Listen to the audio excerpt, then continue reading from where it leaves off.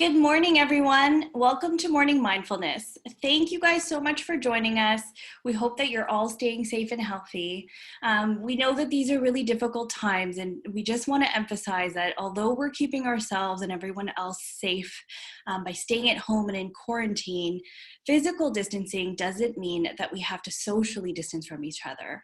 Just because we can all stay connected through a range of different technologies and apps that are available to us. So we hope that you're all staying connected from home with your loved ones, friends, and coworkers.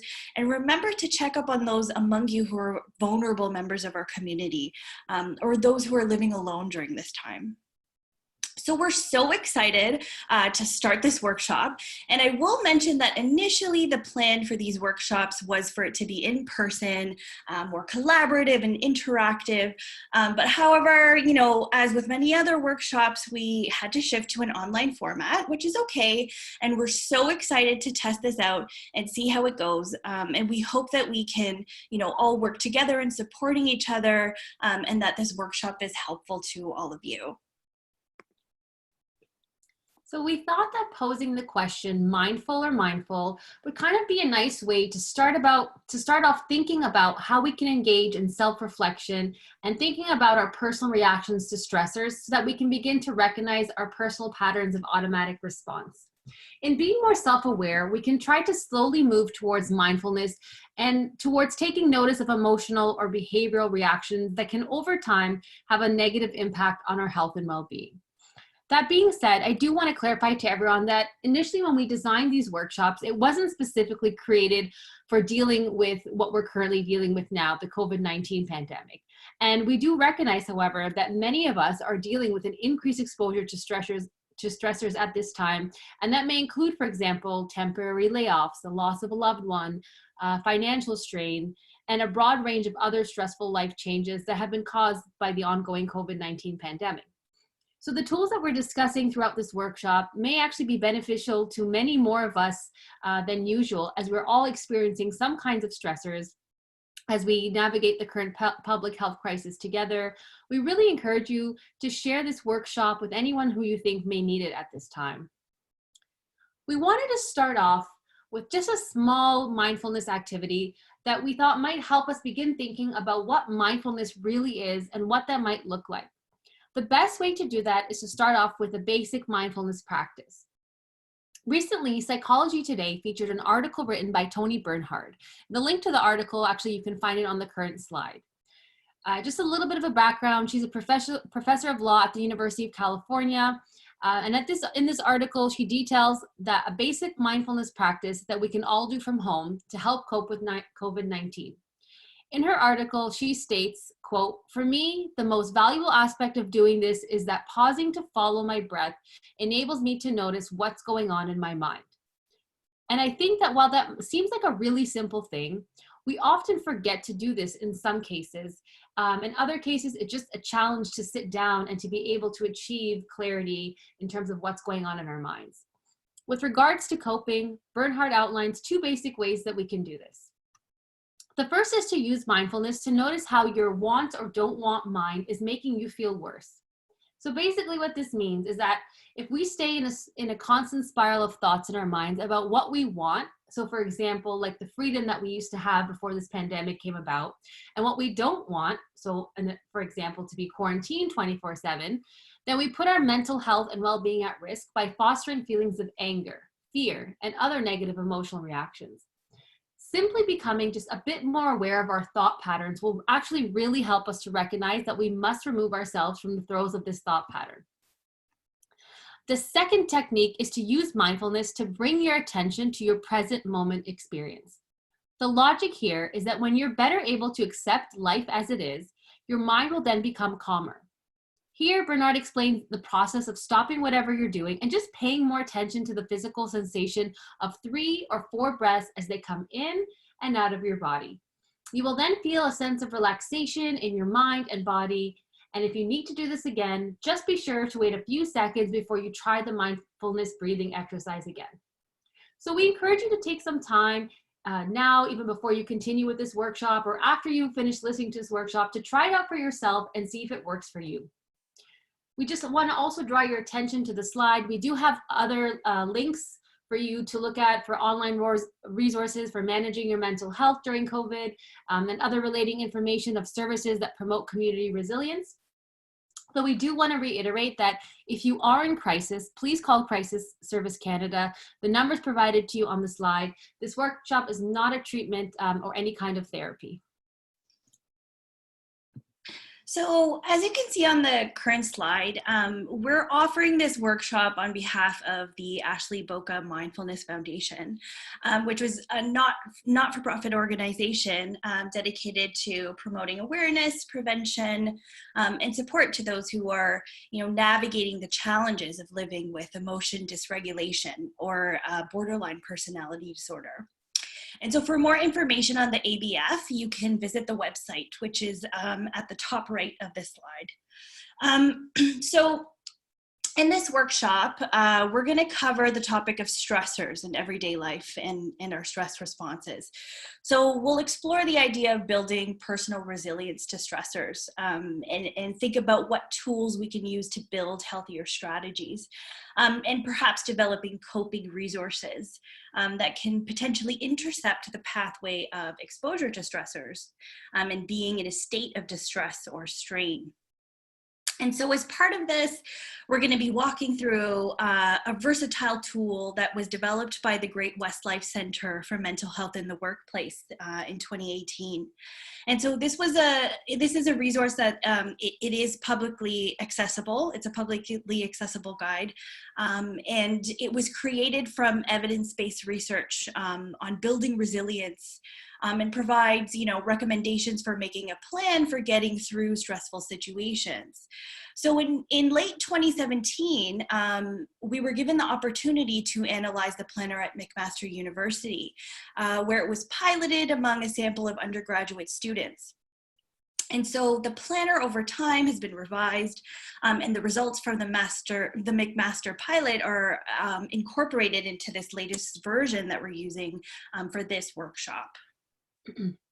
We also want to emphasize and just make clear that the planner and its use, which we'll be discussing and walking you throughout this workshop, is not by any means intended as a medical or a mental health intervention, but rather we hope that you see this more as a self-help resource that can actually promote more self-reflection and resiliency.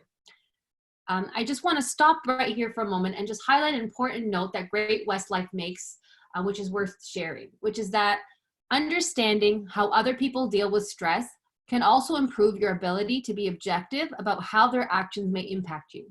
If we recognize that we all respond to stressors in our own way, we can also recognize that behaviors of another person, which may seem inappropriate or problematic, could be that individual's own struggle to deal with stress or adversity. Having a high level of resilience does not mean you will avoid stress. It means you'll be able to adapt to it and recover more effectively from it. We also want to make note that the Great West Life Planner, From Surviving to Thriving, was examined among university students, but the personal reflections, the activities, and the content outlined in the planner are actually a guide to handling stressors that anyone, you, me, can use and apply as a practice in their life, regardless of what context that is and what that actually might look like. So if you're not already familiar with the schedule, or if you haven't seen it online, it's here again for you to quickly look at. Again, please visit AMBF Charity. The link is on the slide for any changes or updates to the schedule. But moving forward, the workshops will be posted every Sunday from now until June 7th, with a live Q&A session to follow on the respective Saturdays. So for instance, on May 9th will be our first Q&A session based on today's workshop, and this will last until June 13th, 2020. Before we go any further, we just want to make sure that you know how to access and download the guide, which is what I will quickly show you how to do now. So the first thing you want to do is just click the link here in the slide, and it should redirect you right here to the planner. What I'm going to do is I'm going to save it. Oops. Oh no. I'm going to export it as a PDF. And then I'm just going to open it up from my computer. If you do have Adobe Reader, it is probably the best way for you to access this tool. In Adobe, it allows you to edit all the boxes and you can type in your responses. So I'm just going to scroll down quickly here to show you what that would look like. If you have this version, you're able to check off all the boxes and add any notes. If for whatever reason you're having any difficulty accessing it, downloading it, not sure how it might work, please do give us a shout, email us at the AMBF charity, and then we will definitely get back to you and see if we can do anything to help you. So I'm just going to pull up the PowerPoint again. And yeah, so once you've got it open in Adobe Reader, you can edit all the pages. That will help you answer the questions or make notes. Okay, so who are we? So my name is Dr. Diana Singh. I'm on the left here, and I'm currently a postdoctoral fellow at McMaster University. I work with the ABMF on various community outreach initiatives, including this workshop and the development of other workshop series and future collaborations with other scholars.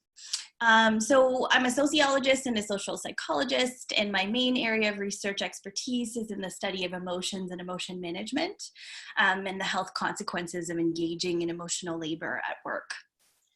I currently work with a group of mental health researchers at MAC on various projects, including a project that advances knowledge on mental health and work-family conflict, led by the Canadian Research Chair in Mental Health and Life Transitions, Dr. Marissa Young, as well as a new student mental health study in collaboration with the World Health Organization that seeks to determine the contributors to mental health problems and its prevalence among university students. So that's me. And I'm Dr. Jessica Rizk, so I'm on the right. I'm also a sociologist and an education researcher. I'm currently on leave from a postdoc position at the University of Waterloo, where I was researching emerging technologies and 21st century competencies. Currently now as researcher at the Higher Education Quality Council of Ontario, or HECO for short. It's a government agency that provides recommendations to improving quality accessibility in higher education in Ontario. I am also an OCT, so an Ontario certified teacher. I've been teaching K-12 and post-secondary education for over 6 years now, which I absolutely love. My research background includes work around education, digital technologies, and in particular, the role of these new emerging technologies and what that means for mental health, for social interaction, for engagement. So I'm very, very excited to have recently joined the AMBF team and to get to share some of my expertise with you all. So before Dr. Singh gets into more of the nitty-gritty of today's workshop, I just want to highlight that today's goals are really to help you, so it's twofold. It's one, to help you understand the differences between stress, stressors, and distress. And secondly, to understand what your own automatic responses are to stress. So what your physical response to stress is, what your behavioral response to stress is, and what your emotional response to stress is. Okay, so before we start to get into the initial sections of the planner, we wanted to just briefly talk about some related concepts from stress research that may help us sort of understand the different sections in the planner. So throughout the workshop and even in the planner, you'll hear the term stressor, stress, and distress. And although the meaning of these terms may seem readily apparent, stress researchers often debate about appropriately defining these terms because it does have an impact on how we measure stress and distress in research. So based on the social psychological definition of stressor, we define a stressor as a force external to the person and is the source of our challenge. So, for example, this could be a job loss or the loss of a loved one, or any sort of challenging experience that would then lead to a stress response. Essentially, this leads us to our second definition. And so Some researchers consider stressors and stress to mean the same thing, but others argue that stress is a response of the body, a state of physical alert. And so in this workshop, we'll be working with the definition that stress is in accordance with the classical biological model and is a physiological response or a state of physical alert. So we'll discuss more about this as we move through the first section of the planner. And then we move to, so from experiencing a physical state of stress, depending on the threat of exposure to stress, we can then end up in a state of distress. And so this will become a little bit more clear on the next slide where I map this out. But essentially distress can be thought of as a response to being in an extended state of stress, and especially over time with extended exposure, feelings of anxiety, depression, anger, fear, and aggression arise. And it is in this state of distress that we see those things. So as I said, so on the next slide, we are going to make some of these connections a little bit clear. And so this just creates a clearer picture or roadmap of how the stress process works, which was I was starting to get into on the previous slide. So I've taken an example from a chapter in the Handbook of the Sociology of Mental Health, which was written in 2013. And so you'll see the authors listed below in the lower right corner. But what we can see from this figure is the process that, I was starting to explain. So we first have exposure to a stressor. As I mentioned briefly, stressors can be defined in more complex ways, which we'll not really get into given the purpose of this workshop, but we're just going to note that the authors explain that there can be event stress and also chronic stress. So there are different classifications of stressors. But in this figure, we can see below that context is intervening between the pathway from exposure to a stressor and whether a stress response occurs. So this means that the context in which the stressor occurs will determine the level of threat. So for example, these can include our work or home environments, our personal life history, or our health status, and so on. And so for this workshop, I think the main focus is on the second part of this diagram, where we see the path from stress to de-stress. And we can also see that coping is situated here between that path. So as you read through different sections of the planner, you'll notice that what we cover and what the planner itself covers often reference the entire guide as building positive and healthier coping strategies in the hope that it may help us become more aware and self-reflective so that we can be conscious of working on ways to intervene in that pathway that you see that goes from stress to distress. So we want to intervene in that pathway so that we do not escalate into a state of distress. And so on the next slide, on a related note, I'll discuss a little bit more about the concept of coping. So Perlin and Bierman also have written a chapter in the Handbook of the Sociology of Mental Health. And in their chapter, they define coping as a behavioral or cognitive response to a stressor that helps to prevent or allay the harm otherwise caused by the stressor. So a lot of what we begin to get into in the next workshop surrounding building healthier strategies and formulating a plan will engage more with the concept of coping strategies. But in addition to coping, there are also other related psychosocial resources that stress researchers define as a kind of intrapsychic or social resource that can also buffer, which means protect us from exposure to stress, leading to strain or distress. And so these are mastery, which is essentially a term for our personal sense of control or feelings of self-efficacy with regards to our belief in our own ability to control our lives. And the second is a common resource, which most of us are familiar with, right? So it's the support we feel from our family, our friends, and other loved ones that make us feel connected and supported. So why spend the time developing coping strategies? Some of us feel like maybe, we already have a strategy that works for us, and why change something that already works?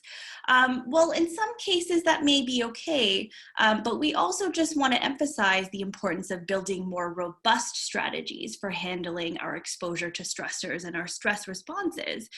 So some research has shown that, weaker coping strategies such as avoidance have been linked to increased distress. And even though it may be a successful coping strategy for short-term, uncontrollable stressors, it doesn't necessarily protect us from strain. And in contrast, though, there are studies that have shown that more approach-oriented coping strategies have been linked to positive psychological outcomes, and have also, when I showed you the pathway from stress to distress, it acts as an intervening resource or measure to protect us from experiencing distress. And so while, we're just referencing one study in this workshop, there are other studies that do find evidence for this as well. And, we just wanted to give some research background as to the evidence that is out there for building healthier strategies before we get into some of the more detailed applications with regards to the activities in the planner. Thank you, Dr. Singh. That was a nice overview of some of the research on stress. As I mentioned, we're going to take some time today to recognize our automatic responses to stress, and in hopes that if we kind of understand ourselves and how we respond to stress, then we can address them before they become a greater health concern. And so again, we're looking at our physical, behavioral, and emotional responses to stress. So at this point in time in the workshop, we actually would invite you to pull up the planner, and I'm going to do that in just a second, and we're going to actually walk through it together. We're going to start by looking at our physical responses. So I'm just going to pull it up here. So actually, if you scroll to page 5, you can read a little bit more context in terms of why this matters. And again, we just want to reiterate that understanding stressors are an important part for improving our reaction to stress, right? We can't improve our reaction or how we can change our actions until we understand how we react to stress. So this is just a little bit more of a background of kind of what Dr. Singh and I have already covered. But if you go to page page 6. You can see already that I had, we already clicked up here, our physical responses to stress. So we're going to fill this out together. And I'm going to tell you a little bit about, personally speaking, so when I encounter stress, so you can see here, the left side is what kinds of automatic physical responses that you may have when you are stressed. And on the right side of the table is what the potential impact from those responses may include. So, for example, when I encounter a stressor in my personal life, my immediate physical response to the stress is 100% tension in my neck and shoulders. I carry a lot of stress in my neck and shoulders. And for anyone who kind of shares in this similar situation, you realize that there's a lot of pain and discomfort that can come from carrying stress in your shoulders. I'm sure many of you can also relate to the fact that personally, when I encounter stress, I also react with a lack of energy, right? I become withdrawn, I feel lethargic. I often need to withdraw just from whatever I'm doing and kind of just isolate myself. But again, stress comes in different forms. So we encourage you to just think about, how do you react when the stress is minor, when it's your minor day-to-day stress? How do you react when it's major? Your physical response may change in regards to what the stressor is. Dr. Singh, I invite you at this point to see if you have any kind of input on what your physical responses are when you're stressed. Yeah. So when I'm exposed to a number of stressors, my physical stress response includes hives. headaches or migraines. And, you know, one of the things that was not listed on the planner that I experience is leg cramping. So it's not included here, but it is something that I put in the other category when I was working with the planner personally. Yeah, and that's actually a great point that Dr. Singh made, that if you look at this list, and obviously it's not exhaustive, and you might think to yourself, yeah, you know, there's other symptoms that I might feel, or a response that I might feel when I'm encountering stress. You can actually just tick off other, and then you can edit and put what your physical response to that stress may include. Okay, we're going to move on to behavioral responses, which is the next one over here. So much like we did with physical, we encourage you now to take a few minutes, reflect on how does your behavior change in response to stress. So, you know, Dr. Singh and I were talking earlier, and we both worked with this planner, and we both have kind of similar experiences in the fact that when we're faced with stress, one of our behavioral responses is to drink coffee, caffeine. And absolutely. yeah, and as you know, if you drink a lot of coffee when you're stressed, it actually, you can see that the impact causes you to increase in your stress. So it's actually not ideal if you're feeling stressed to chug down some caffeine. Personally speaking, I become, where is it on my list here? Making lists. I'm just trying to find where that is, because I saw that somewhere here and I don't see it right now. But I can't find it at this moment. But for me, I tend to make a lot of lists. So, oh, I see here, pushing through. Oh, no, I don't. Maybe it's on the next page. So if I scroll down to over here, I can't see, but I also tend to work harder. So when I'm really stressed out, and especially if I have a lot of deadlines or a lot of things approaching, I run the risk of burnout because I tend to push myself longer, faster than I know my body's capable of doing. But that's how my body immediately reacts to the stress is, oh my goodness, I need to push forward. I need to keep going. I can't stop now. Dr. Singh, do you have anything that you? Yeah, no, I mean, Dr. That's a really interesting point that you bring up about making lists, because I think that's quite common. And so that is something that, you know, is worthwhile to put in the other category. And so I'm glad that you brought that up. But with regards to me, if I was, you know, for answering the behavioral responses, so it's definitely losing or forgetting things, and it's definitely my keys. And I also tend to isolate myself from others. I tend to not want to have much interaction. And I would also say that waking up worried is also another automatic behavioral response that I experience. Yeah, so you can add, again, any other kind of automatic behavioral responses in the other category. The list is not exhaustive. So if we go down, this should be deleted, to the next page, on page 9, emotional responses. So my initial emotional response to stress includes overthinking. That's a big one for me. So when I encounter stress, I tend to second guess my decisions. I become to overthink. I heavily weigh out the pros and cons, and that can become very sort of damaging cycle of thought. I also tend to kind of be unfairly critical of myself, right? So we put a lot of pressure on myself, thinking, oh, I'm not, you know, doing enough, or I'm doing too much. I tend to be very, very hard on myself. And that really kind of further, again, adds to my stress. Dr. Singh, what about you? Any other emotional responses that you feel? Well, you know, I mean, I would agree with the definitely overthinking and being unfairly critical. And also, I would say that, you know, related to isolation, it would be becoming unresponsive to others. Mm-hmm. And that is one for me as well. I see that one, becoming unresponsive to others. Yeah. Yeah, so I mean, that's pretty much what we're asking you to do at this point, is just to spend some time going through those categories. If you were doing them while we were doing them, great. If not, if you want a little bit more time, go back, read through them. And again, understand that how your body reacts to stresses might change depending on the nature of that stress. And some of these responses, you may find it happens once in a while. Some of them you might have consistently. So just take some time, reflect, ask yourself, what am I doing now? And then next week, we're going to talk more about what you can do to sort of help alleviate some of that stress. I'm just going to go back. And I would also just add that, this is a self-reflective tool. So like Dr. Rizk said, ensure to take your time to really sit down and think about your responses. This is obviously a little bit faster because Dr. Rizk and I have already worked through the planner, but also for the workshop purposes. But in actual practice, you will be taking some time to really reflect and think about your responses to these questions.